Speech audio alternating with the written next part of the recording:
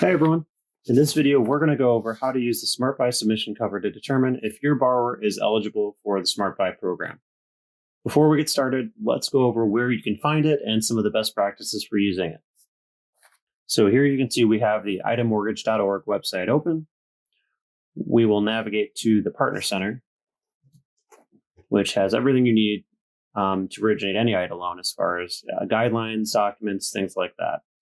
So let's go to the document library here. So you'll see that we're in the document sets category. This is where all the document sets for any IDA program are located. The one we're going over today is obviously the SmartBuy program. And the document set we will need is the pre-close doc set. So let's click to download that now. Notice that it gives you a message. You must open this in Adobe Reader. The document will not function if opened in an internet browser.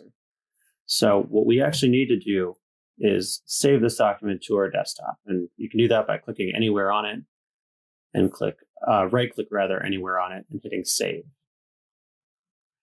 So I'm going to call this just SmartBuy and click save. Okay, we can close this window and navigate to the file that's now saved on our desktop. Then right-click on that file to open it with Adobe Reader DC. If you don't have Adobe Reader on your computer, it is free to download. Only takes a couple seconds. If you're struggling with it, your IT department can help get that installed. But this document does have some scripts and calculations in it that work best in Adobe Reader. So if you can get that downloaded, so those will work correctly for you. Okay, that same message that we had earlier, just saying that we have to have it open in Adobe Reader. And since we do, we can just ignore that and get started on filling this document out.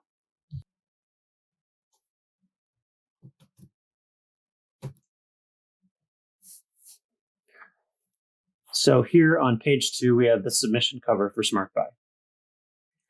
This is very similar to all of our other documents or programs, rather, that there's a submission cover that will automatically complete any duplicative fields for you. So if you fill out the borrower's name once on here, that name will get filled out on every IDA document throughout the document set. Same thing goes for other items like the street address or lender name or loan officer name. It'll just go through and fill those out for you. The section we're going to focus on today is the student loan section, since that is unique to SmartBuy. So here you'll notice that we have a bunch of lines. These are all just listed in case the borrower has quite a few student loans.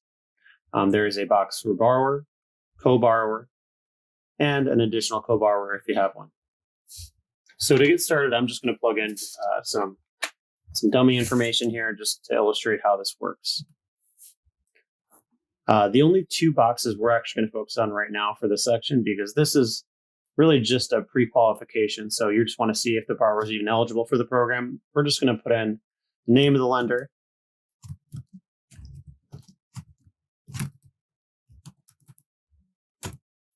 and their payoff amount, because that's what the calculations are based on. When you do determine that they're eligible, you would go through and fill out all this other information, but this is just, like I said, a pre-eligibility check. So let's put in 3 different lines for 3 different amounts here.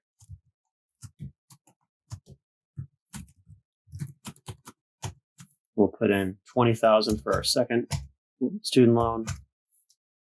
And our third student loan, we'll do Illinois Department of Education and put in $15,000. Okay, so our student loans have been entered. We can scroll then down to the details of transaction screen here. This should look pretty familiar to you. It's basically a condensed version of the 1003 details of transaction, just with various credits and debits listed. So here on line 1, we have our final purchase price. As you know, the SmartBuy assistance is capped at 15% of the purchase price up to $40,000. So I'm going to put in $267,000 just because that maxes out our assistance. And then on line 2, we have our first mortgage amount. This program has a 97% loan to value limit. So I'm going to put in $258,990 just to cap that out. So on line 4, or 3 rather, we have our educational liabilities. Once we're ready to hit calculate, this will actually pull from the section above where we just typed in our 3 student loans. Line 4, closing costs and fees. These are just various costs of the borrower. So things like taxes due, underwriting fees, items like that. Those will all go here. I'm just going to put $2,000 in there for now. So line 4. This is borrower funds that are applied to education loans. So this is where your funds that, if there's a balance of student loans that the SmartBuy systems can't cover, this is where that would get cured. We'll circle back to that in a second. So let's just go to line 5 for now. This is just credits. These can be gift funds, lender credits, anything that's basically just a credit to the borrower. So let's put in $1,000 here.